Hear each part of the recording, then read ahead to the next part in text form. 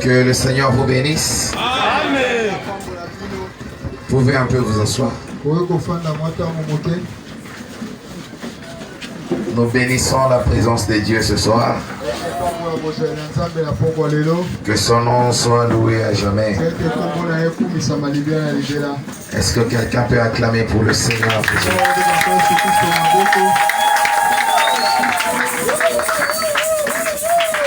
Ce soir, je suis reconnaissant à Dieu pour son amour, sa grâce qui manifeste envers moi. Et je suis reconnaissant au pasteur Freddy Kassonga pour l'invitation. Et je remercie les hommes de Dieu qui sont venus, ainsi que vous tous qui êtes là. Que Dieu vous bénisse. Je disais que Dieu vous bénisse. Je crois que nous allons passer une merveilleuse soirée dans la présence de Dieu. Amen. Nous allons nous tenir debout pour lire la parole de Dieu. Jean chapitre 1, verset 1. Acte chapitre 9, verset 5. Enfin, Hébreux 13, 8.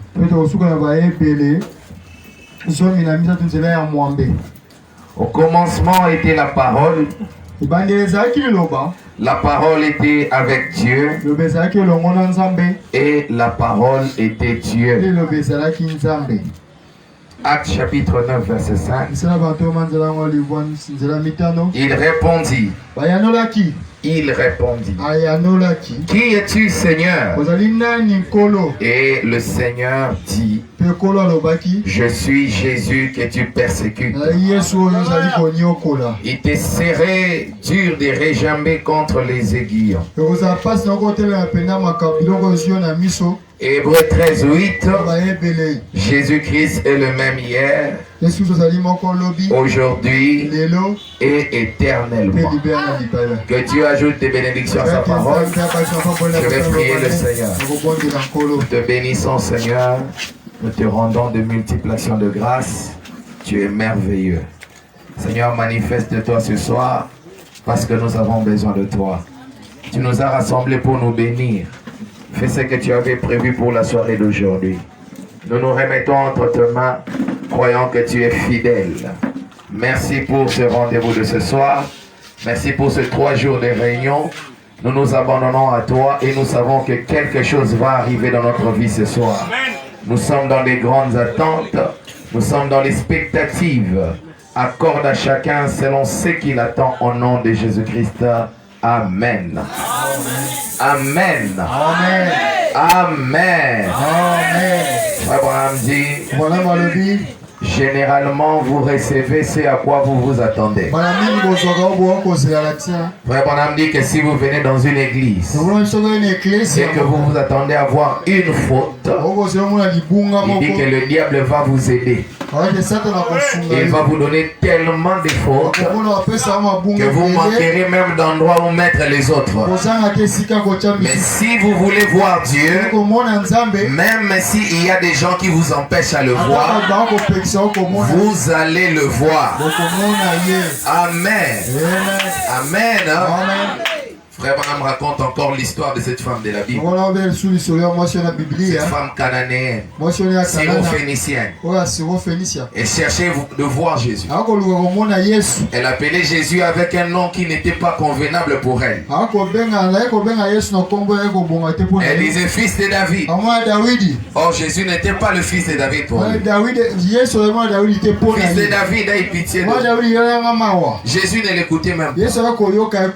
La foule l'empêchait. On dit que cette femme a percé la foule Juste pour voir Jésus. Mais aujourd'hui, que la foule des gens ne t'empêche pas de voir. Tu dois te considérer comme étant venu ici seul pour voir Dieu. Est-ce que je peux entendre un amen? Et cette femme est arrivée devant les disciples de Jésus. Les disciples ont dit, le maître est fatigué. Le maître n'a pas le temps pour toi. Frère Branham dit que cette femme a percé les disciples. Elle s'est présentée devant Jésus. Mais le dernier obstacle de cette femme, c'était Jésus lui-même. Jésus lui a dit, je ne peux pas prendre la nourriture des enfants et pour les donner aux chiens. Quelle réponse méchante. Mais cette femme ne s'est pas arrêtée là. Comme son désir était de voir Jésus, elle a encore percé Jésus. Elle a dit, même les chiens morts, les miettes qui tombent sous la table. Et si tu es déterminé à voir Jésus ce soir, même si ton voisin t'empêche, même si tes pensées t'empêchent, même si le cadre t'empêche, tu le verras. Amen. Parce que Jésus ne change pas. Voilà, ici, il a fait pour quelqu'un l'autre fois. Et prochainement, si une autre personne venait, il dit que Dieu sera obligé de faire comme il avait fait pour la première personne. Alors, si Jésus a répondu à la femme syrophénicienne, à toi aussi il répondra ce soir. Est-ce que tu crois cela? Donne-moi un bon amen. Alors nous sommes en train de parler de Jésus-Christ, c'est le même hier aujourd'hui. Moi je prie un thème, un sujet de ce thème: Dieu en action. Dieu en action. Dieu agit toujours. Est-ce que quelqu'un le croit? Dieu est toujours là. Mais il est voilé aux yeux des incrédules. Ce ne sont que ceux qui ont la foi qui le voient. Vous savez que Jésus est Dieu. Est-ce que vous le croyez? Vous savez qu'il est Jéhovah. Quand il marchait sur les rives de Galilée, les pharisiens n'ont pas vu Jéhovah. Les pharisiens ont vu Belzébul. Amen. Ils pouvaient peut-être être en train de chanter: quand est-ce que tu viendras, Jéhovah? Mais comme ils n'avaient pas été des élus, ils ne pouvaient pas voir Jésus. Et ce soir, celui qui verra l'action de Dieu, c'est un élu. Amen. Est-ce qu'il y a des élus ici? Est-ce qu'il y a des élus ici? Est-ce qu'il y a quelqu'un qui peut voir Dieu en action?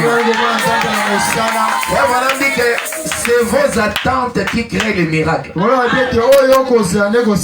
C'est votre attente qui crée les résultats.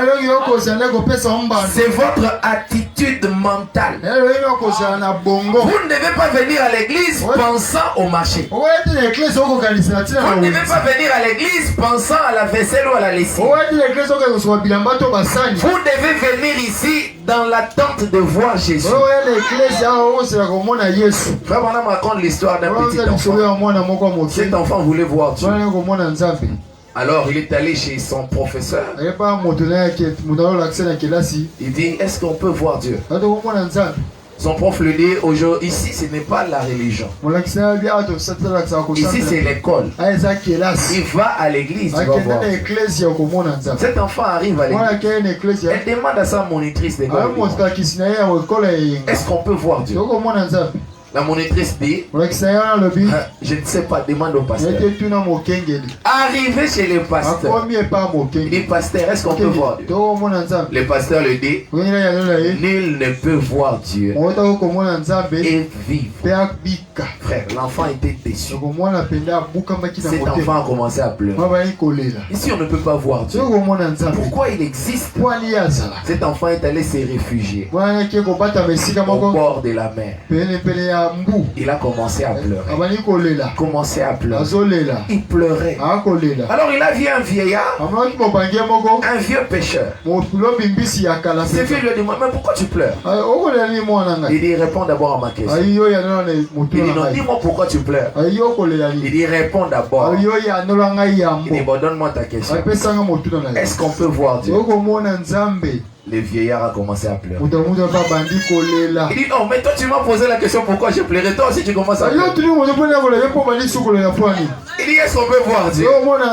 Ce vieillard l'a saisi. Il dit, mon enfant, depuis que je suis dans cette rivière, tout ce que je vois c'est Dieu. Il dit, quand je regarde le coucher du soleil, je vois la grandeur de Dieu. Quand je regarde les vagues qui s'élèvent, c'est Dieu. Il dit, quand je pêche des poissons, c'est Dieu. Il dit, même quand je te regarde, je vois Dieu. Madame dit, qu'est-ce qui se passe?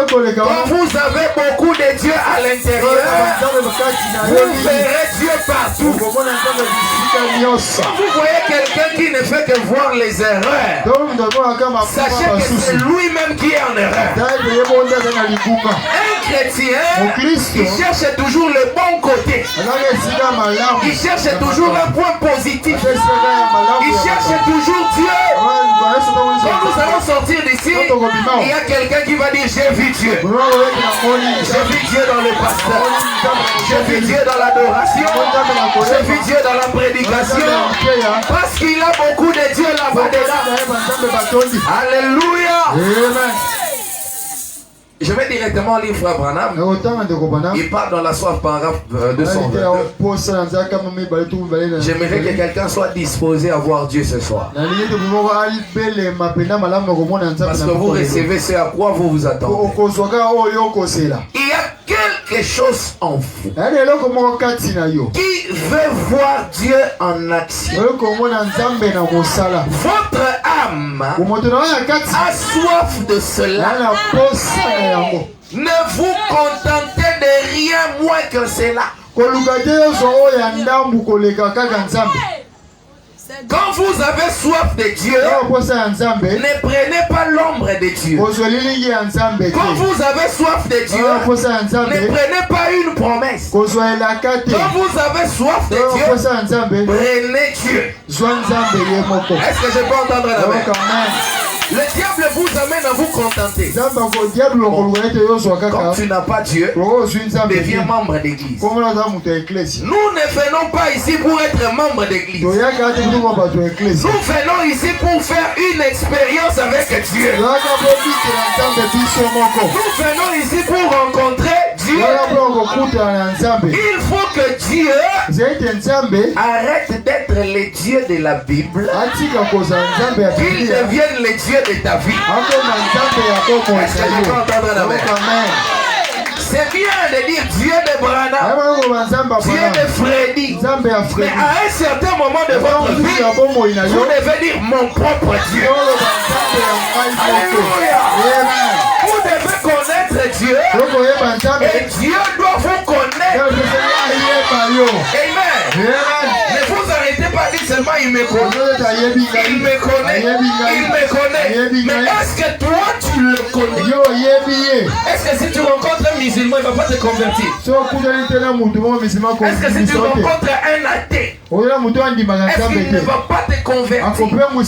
Nous avons besoin des hommes et des femmes qui disent que moi je connais Dieu. Parce que je l'ai vu agir dans ma vie. Moi je connais Dieu. Parce qu'il est en action dans ma vie. Nous n'avons pas besoin d'un Dieu mort. Nous n'avons pas besoin d'un Dieu il y a des années passées. Mais nous avons besoin d'un Dieu de maintenant. Frère Branham dit ceci dans la parole infaillible de Dieu. Paragraphe 37. Il dit, je crois que Jésus-Christ est mort. Est-ce que quelqu'un croit cela? Et qu'il est ressuscité. Je crois que Jésus-Christ vit ce soir. Alléluia. Je crois. Je vais insister là-bas. Je crois que Jésus-Christ vit ce soir. Je crois que Jésus-Christ vit ce soir. Comme on dit qu'il est omniprésent, ça ne veut pas dire qu'il est sur des trous. Il est au-dessus de la bâche. Il est quelque part là-bas, sur l'herbe. Il dit Dieu c'est un être. Dieu habite quelque part. Il dit Dieu vit. Alléluia. Dieu respire. Alléluia. Dieu marche. Dieu parle. Il pose la question dans le psaume. C'est lui qui a planté l'oreille. N'entend-il pas? C'est-à-dire quand vous priez, il y a un Dieu quelque part qui vous entend. Alléluia. Je vais encourager quelqu'un ce soir. Tes prières ne sont pas oubliées. Il y a un Dieu qui écoute tes prières. Il n'écoute pas seulement, mais il exauce aussi la prière. Un jour, Job a dit, si je connaissais sa maison, j'allais aller, j'allais toquer, j'allais m'asseoir et on allait parler. Job, comment tu veux parler avec Dieu? C'est que Dieu parle. Oui, Dieu parle. Alléluia. Amen. Au commencement était la parole était avec et la parole était. J'aime comment Jean continue. En elle était la vie et la vie était la lumière des hommes. Au verset 14 il dit et la parole s'est faite. La finalité de la parole, ça doit devenir voilà Jésus-Christ. Vous croyez que Jésus est la parole? Donc Jésus est la parole fait chair. A dit amen. On va voir maintenant de quelle parole fait chair il s'agit. C'est que nous avons lu dans Actes chapitre 15 verset chapitre 9-5. C'était l'apôtre Paul. Il était en train de persécuter. Il persécutait Jean. Il persécutait Simon. Il persécutait André, Marie de Magdala et tous les autres là que vous connaissez. Il rencontre une grande lumière. Cette lumière lui dit Saul, attention, pourquoi tu me persécutes?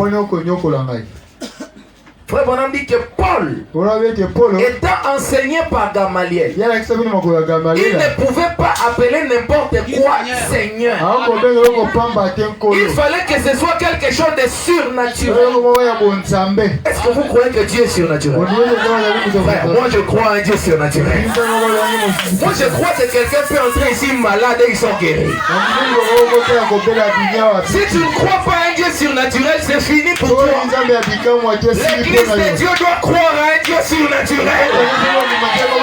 C'est lui qui prend de la poussière le pauvre et qui l'élève, le fait asseoir avec l'écran. Sans diplôme, Dieu te fait. Alléluia. David avait quel diplôme? Sa guitare. Il chantait l'éternel est bon. L'éternel est grand. Dieu l'a pris de la forêt jusqu'au trône.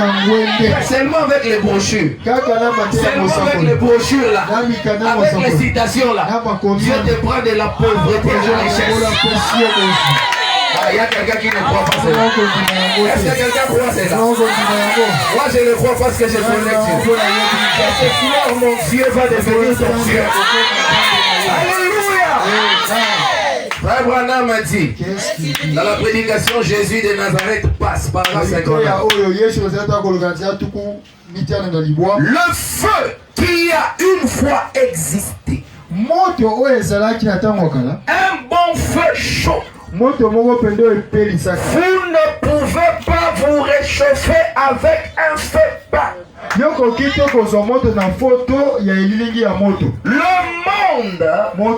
n'a pas besoin d'un Dieu historique. Tu as très froid. Moi je prends un stylo ou un marqueur. Je dis mon frère, je suis un bon dessinateur. Je dessine un grand feu ici.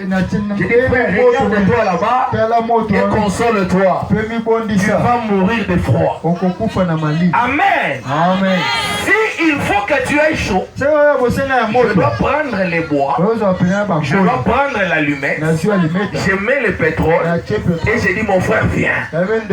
C'est comme ça que quand les gens viennent à l'église, les gens viennent avec des problèmes, les gens viennent avec des préoccupations, mais ces gens ne doivent pas venir tels qu'ils viennent et rentrer tels qu'ils sont venus, parce que Jésus a dit que nul ne peut venir à moi et rentrer à vide. Si ça c'est l'église de Jésus, alors vous devez rentrer avec la solution.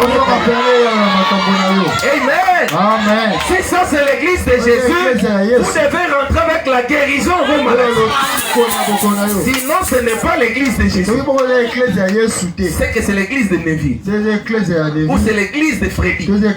Mais Jésus avait dit que c'est lui qui vient à moi, il ne rentrera pas à vide. Il doit rentrer avec quelque chose. Ce soir tu rentres avec quelque chose.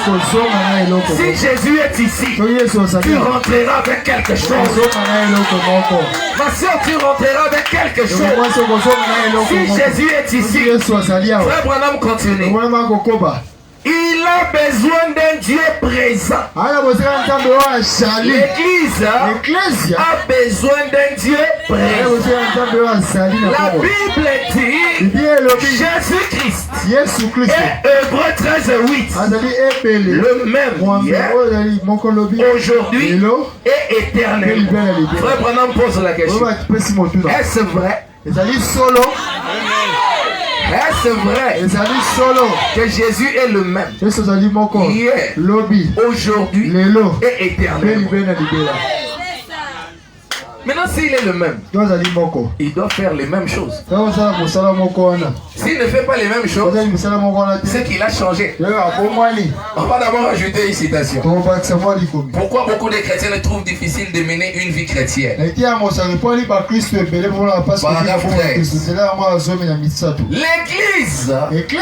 Est-ce que vous êtes l'église? L'église n'a pas besoin d'un polissage ou un meilleur érudit à la chair ou d'un homme mieux habillé, d'une assemblée mieux habillée. L'église a besoin d'un cœur nouveau. C'est ce dont l'église a besoin. Elle a besoin du Saint-Esprit. Oh my God. Elle a besoin de cette grande onction qui change la vie des hommes et des femmes. Qu'est-ce qui change la vie des hommes et des femmes? C'est cette grande onction. Laissez-moi vous achoper un peu. L'onction, ce n'est pas de tomber. Alléluia. Est-ce que quelqu'un a chopé? L'onction, ce n'est même pas de sauter. Alléluia. Alléluia. Frère Branham dit que l'onction c'est une personne. Peut-être que vous me voyez, je suis sous une forte onction. Je n'ai pas besoin de beaucoup crier. Je suis sous une forte onction. Parce que j'ai la définition de l'onction. L'onction c'est une personne. Est-ce que vous savez que tel que je suis là, je peux changer votre vie? Il y a des gens qui ne croient pas. Tel que je suis là, Abraham me dit, un fils de Dieu, quand il prononce une parole, tout ce que Dieu est, tout le ciel, derrière ces paroles, veiller à s'accomplir. Il ajoute encore, il dit la parole d'un fils de Dieu est plus que la parole d'un archange. Donc la parole de Freddy en cet endroit est plus que la parole de Michael. Alléluia. Alors il y a des gens qui prient. Seigneur, envoie-moi des anges. Envoie-moi des anges. Envoie-moi des anges. Mais il voit un bien-aimé. Dieu t'a envoyé plus qu'un ange. Un fils de Dieu, il y a plus qu'un ange. Vous savez que tel que vous êtes là, que tout ce dont vous avez besoin dans ce voyage de la vie, ça se trouve en vous. Donc, quand on est ici, soyez prudents. Peut-être votre bonheur dépend de la personne qui est à côté de vous. Alléluia. J'aimerais que vous puissiez attirer l'attention de vos voisins. Ne le voyez pas comme rien. Ne le voyez pas comme s'il n'a rien. Il ne fait rien pour toi. Peut-être qu'il est un point de contact. Alléluia. Parce que l'élection c'est une personne. Oh, merci Seigneur. Est-ce que vous croyez cela? Est-ce que vous croyez cela? On dit qu'il arrivera un temps dans ce monde où un fils de Dieu ira voir un autre fils de Dieu. Le fils de Dieu commence à lui expliquer. Il dit, j'ai planté mon champ, mais ça fait une semaine qu'il n'y a pas de pluie. Alléluia. Je sens la présence de Dieu. Ce fils de Dieu dit, donne la pluie. Qui est celui-là qui peut donner la pluie? Et puis la pluie descend. Abraham dit, qu'est-ce qu'il dit? Élie, un homme de l'Ancien Testament, sous les sang de bouc, il a prié avec un staff. Il a resté dans la présence de Dieu. Quand il est sorti, il a pris la place de Dieu.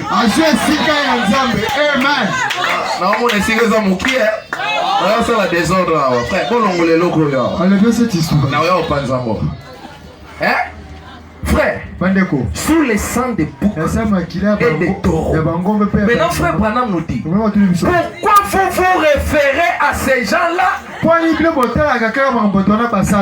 Dieu d'Élie, Dieu de Moïse. Frère Branham dit c'est bien. C'était des grands hommes. Mais ils n'avaient pas les privilèges que Freddy a. Alléluia. Ils n'avaient pas les privilèges que vous avez. L'apôtre Paul descendant, il regarde, il dit, nous voyons en partie, nous prophétisons en partie. Mais quand les parfaits, alléluia, je me sens bien ce soir. Quand le parfait viendra, ce qui est partiel, frère, ce soir, ce qui est partiel a disparu. Frère dit que Dieu ne fait pas de demi-chrétiens. Tu dois être chrétien dans la totalité. Dieu ne fait pas de demi-pasteur. Pasteur Freddy, tu n'es pas un demi-pasteur. Tu es un pasteur en entier. Tu n'es pas sauvé à moitié. Dieu t'a sauvé dans l'esprit. Tu es au ciel, mais dans la chair tu es guéri. Dans la chair tu es béni. Parce que frère Branham me dit, le salut en grec ça veut dire sozo. Si tu es sauvé dans l'âme, dans la chair aussi tu es bien. C'est pourquoi la Bible dit, je veux que tu prospères à tous égards et que tu sois en bonne santé comme prospère l'état de ton âme. Est-ce que l'âme de quelqu'un prospère ici? Ton âme prospère aussi en santé. On dois pas seulement dire je vais au ciel, je vais au ciel, je vais au ciel. Avec les frères, il fait des jeûnes et des prières. Seigneur, quand est-ce que tu vas rentrer? Quand est-ce que tu vas revenir? Vous pensez que les frères aiment Dieu? C'est la galère qui $2000. Oh, le Seigneur va attendre. Je dois me marier. Nous on pensait que tu aimais Dieu. Frère, la pauvreté n'est pas bonne. La maladie n'est pas bonne. Vous devez refuser ça. Comment on peut venir à l'église avec des gens malades? Qui va travailler? On peut venir à l'église, tout le monde est pauvre. Qui va contribuer? Notre frère Branham disait, nous avons commencé pauvres, mais aujourd'hui Dieu nous a bénis. Je prie que Dieu vous bénisse. Je prie que Dieu guérisse vos maladies. Écoutez ce que Branham dit. Il dit chacun de nous a un compte en bas. Notre frère est tellement spirituel. C'est pas comment le maman oh non, moi l'histoire. Vous voyez l'église, on ne vient pas pour l'argent. Mais si on tourne qui a fait tomber l'argent, on dit pourquoi? Toi tu n'aimes pas l'argent. Nous aimons l'argent. Et puis je ne veux pas que tu sortes d'ici pauvre. Je ne veux pas que tu sortes d'ici malade. Qui bénit Jésus. Je n'ai pas entendu. Qui bénit? C'est la bénédiction de l'Éternel qui arrive. Donc à l'église ici, il y a aussi des gens riches. Donc Dieu sait aussi que les enfants de Dieu doivent être riches. Est-ce qu'il y a un riche ici?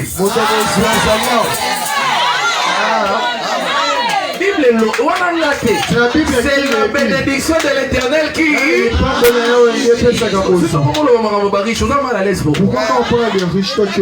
nous sommes sauvés dans l'âme. Mais avec son salut, tu peux mourir pauvre. Avec son salut, tu peux être malade toute la vie. Il faut refuser. Frère Branham dit quand Israël était en Canaan, il devait gagner chaque centimètre de terrain. Tu m'as sauvé, c'est bien, mais je veux aussi la bonne santé. Amen. Amen.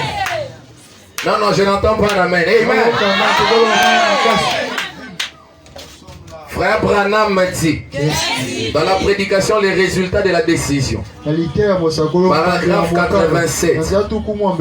Combien croient qu'il est le même? Hier, aujourd'hui, éternellement.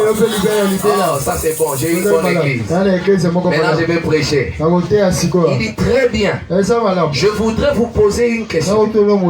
Quand il était ici sur terre, quel genre de ministère avait-il?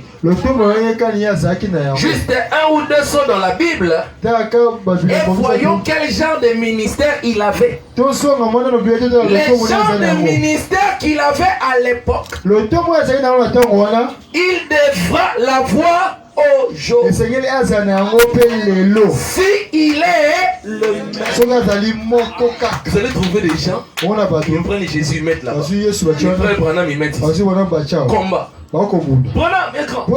Jésus est grand. Branham est grand. Vous êtes malade. Le même soleil qui s'est levé à l'est, c'est le même soleil qui se couche à l'ouest.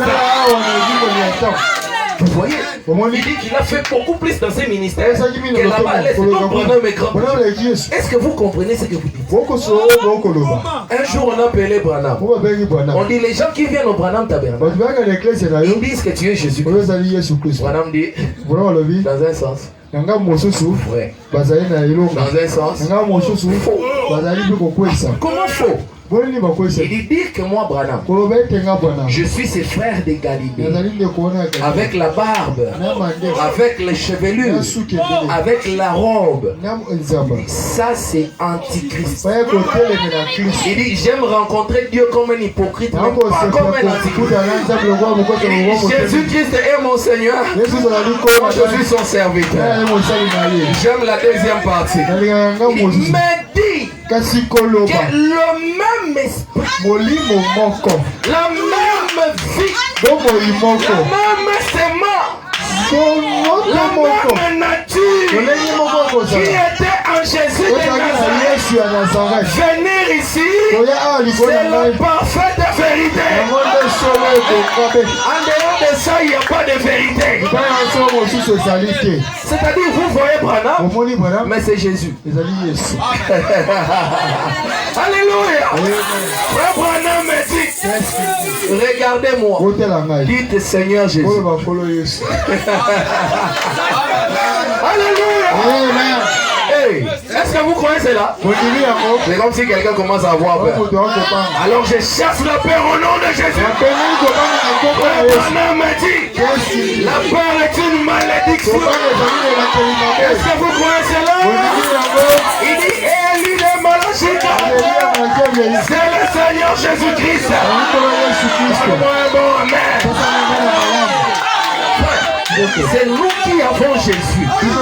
Et Jésus l'original. C'est lui qui a marché en Galilée. Il est le même qui a marché à Kentucky. Mais il ne doit pas s'arrêter là-bas. Il doit marcher à Kinshasa. Alléluia. Il dit encore un peu de temps. Le monde ne me veut pas. Tu as fait aimer le monde. Tu as pas envoyé ton fils. Maintenant comment tu dis le monde ne me veut pas? Parce que le monde l'a rejeté. Le monde l'a crucifié. Il dit mais fou. Fou me verrez.